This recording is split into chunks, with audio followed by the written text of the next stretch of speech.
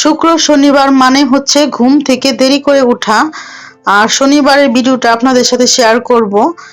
আর এই কাঁঠালটা একটা ভাই গিফট করেছে, তাদের দেশ থেকে নিয়ে আসছে। আর কাঁঠালটা কিন্তু অনেক মজা ছিল। আর আমি খুব একটা কাঁঠাল পছন্দ করি না, আমার ছোট মেয়ে খুব পছন্দ করে। আর ওদেরকে সকালবেলা নাস্তা খাওয়িয়ে তারপর হচ্ছে বড় মেয়েকে বললাম ওকে পড়তে বসানোর জন্য, ওর সামনে পরীক্ষা। এদিকে হচ্ছে গরুর মাংস রান্না করব। আর আমার ছোট মেয়ে বলতেছে যে আম্মু খিচুড়ি রান্না করবা। আর ওর আব্বু গেছে বাহিরে, একটু কাজে গেছে। আর এদিকে হচ্ছে আমি খুব তাড়াহুড়া করে মাংসটা বসিয়ে দিচ্ছি আর মাখিয়ে রান্না করব। কুরবানির মাংস এভাবে রান্না করলে বেশ ভালো লাগে, পেঁয়াজটা একটু কম দিয়ে আর মাংসের পরিমাণটা একটু মানে বেশি থাকবে, এভাবেই রান্না করতে খুব ভালো লাগে। এদিকে হচ্ছে না জানিয়ে গিয়েছে, ওর আব্বু বলছে একটু আসি আসি বলে তারপর হচ্ছে দেখি মেয়েদের ঘরের জন্য এসি নিয়ে আসছে।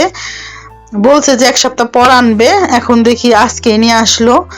আর এদিকে হচ্ছে ফোন করে আবার বলে দিচ্ছে যে গরু মাংস যেহেতু রান্না করতেছো তাহলে একটু রসুন দিবা। আর খুব তাড়াহুড়া করে আমি রান্নাটা শেষ করে নিচ্ছি, কারণ এসি লাগানোর জন্য আবার লোক চলে আসবে, তখন তাদের আবার সময় দিতে হবে। এদিকে মাংসটা কষানো শেষ, এদিকে ঘরটা গোছানো হয়ে গিয়েছে আমার। আর এদিকে হচ্ছে বড় মেয়ে ছোট মেয়েকে পড়াচ্ছে।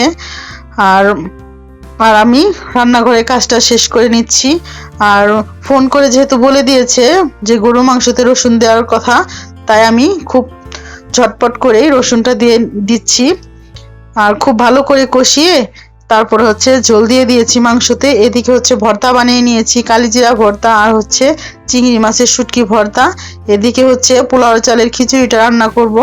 আর পোলাও চালের খিচুড়িটা কিন্তু সবসময় রান্না করি না, খুব কম সময় রান্না করি। এদিকে হচ্ছে দুধ ছিল ফ্রিজে, তাই ভাবছি যেহেতু এসিটা ঘরে চলে আসছে একটু মিষ্টি জাতীয় জিনিস রান্না করি ঘরে, যেহেতু লোক আসবে এসি লাগানোর জন্য ওদেরও একটু দিলাম, একটু সেমাই রান্না করে নিয়েছি।